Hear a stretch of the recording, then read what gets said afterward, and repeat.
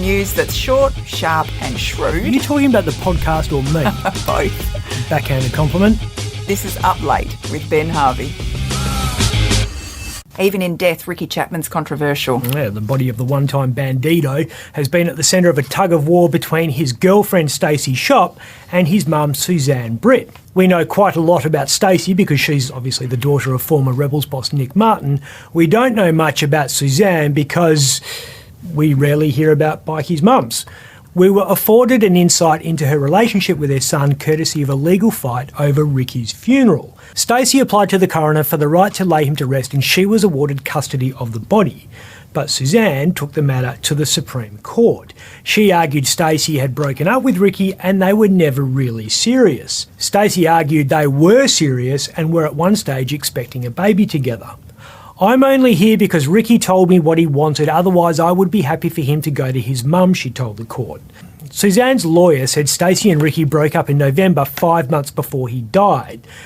The lawyer said Stacey admitted that in December when she wrote a victim impact statement about her father's murder. She said her relationship with Chapman ended under the pressure of the fallout from the Motorplex shooting. And the judge believed Stacey. So there'll be another bikie funeral in Perth sometime soon, you'd imagine.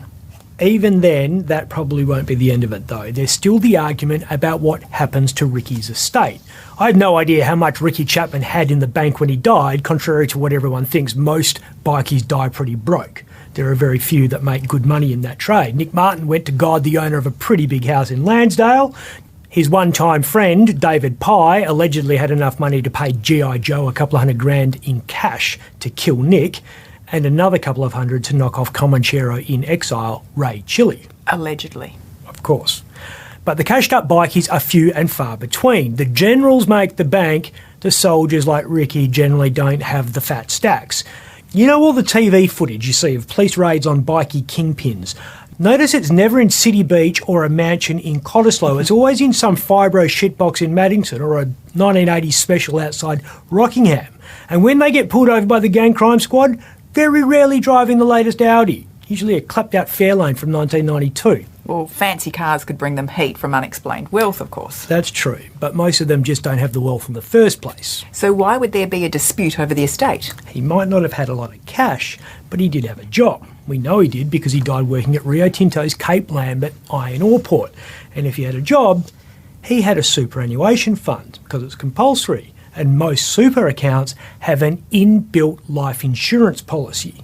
And even if you didn't have a big nest egg, the life insurance payout could be several $100,000. This is a situation that so many families would find themselves in. Absolutely. This is not limited to bikie families. Most people don't think about super and life insurance when someone dies. Stacey and Ricky's mum probably haven't thought about that either. Yeah, so that could further complicate things. Particularly if, like a lot of young people, Ricky never wrote a will.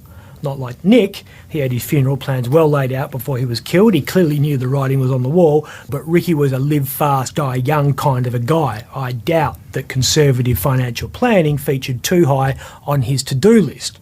Obviously didn't have a prepaid funeral because Stacey was crowdfunding that. Ricky died intestate, without a valid will. The helpful people at the Perth Probate Centre have a handy chart showing what happens when this occurs.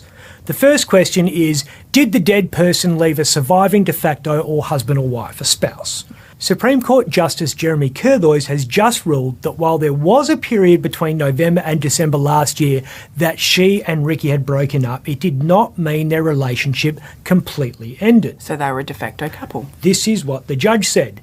Mr. Chapman was excited when he found out they were pregnant and devastated when Ms. Shop miscarried, which indicated they did intend to create a family in a marriage-like relationship. So that would be a yes. Next question is, did the deceased have kids? They use the term leave surviving issue for some reason. It just means were there descendants. The answer in Ricky's case is no.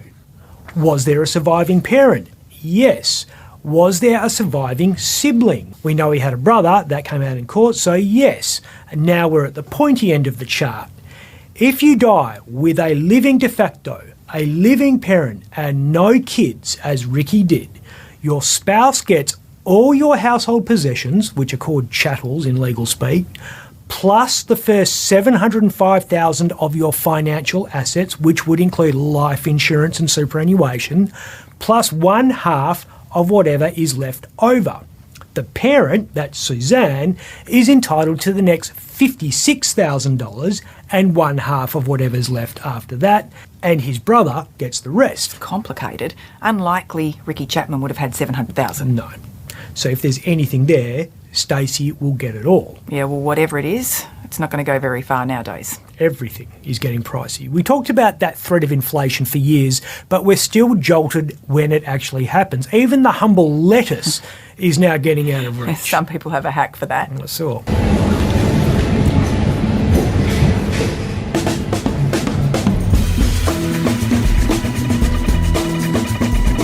The RBA has jacked official interest rates up 0.5 percentage points to 0.85. Who can do maths at 0.85%? Well, now we all have to wait and see what the banks will do. You know what they'll do? They'll pass on the full amount. Don't worry about that. Have you noticed that when rates are cut, it takes the banks an awfully long time to lower variable rates, and it's rarely by the full amount? They sit there arguing they only get 20% of their funding from the Reserve Bank, so official interest rate movements don't reflect the full funding picture. But when the RBA raises rate, bam, we're all paying more on the mortgage. Yep.